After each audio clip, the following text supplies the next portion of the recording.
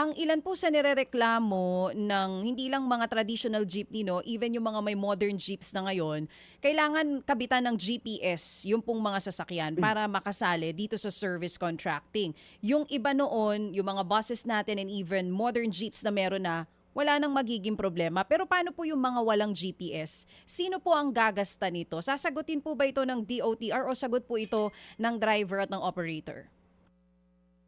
Tama po, Ma'am DJ Chacha, no? Yung mga bus po natin at saka yung mga modern jeepneys, installed na po, equipped na po itong GPS system nila. So wala na po silang gagastusin. Yung mga traditional jeepneys po natin ang wala. At narinig po ni Secretary Banoy Lopez yung mga diskusyon sa Senado nung Lunes at gayon din po nakipag-engage po siya sa ating mga stakeholders kung kaya't ine-explore po ngayon, inaaral na yung ating mga traditional jeepneys at mga ibang modes po na walang GPS ay gagamit na lang po ng QR codes instead of GPS po. Paano? At itong QR codes po na... Sige po, Yusek, sige lang po. Yung QR code po na ito ay magiging libre po.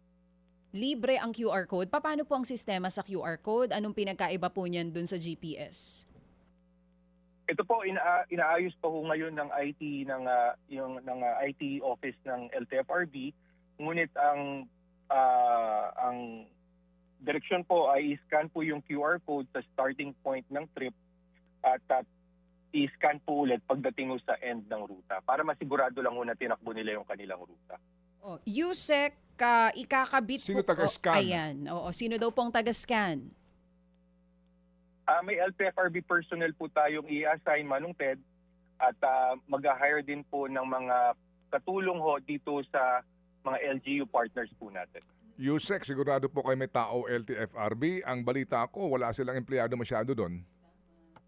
Tama po, medyo kaunti po yung mga plantilla positions natin sa LTFRB.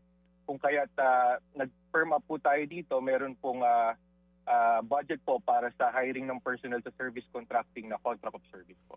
Yung service contracting po, I'm sorry, itong hiring ng LTFRB personnel, sir, hindi ho mabilis yun, sir, ha? Hindi po as in, mga mamaya makakakuha ka na agad ng empleyado. Paano po ang inyong programa po dito, Yusek po, please? Opo, yung service contracting po kasi, Manong Ted, nasa GAA po namin yan, 2026. Kung kaya't alam po namin i-implement namin itong taon na ito at nakapaghanda po ang ating LTFRB sa pagkuha ho ng mga personnel.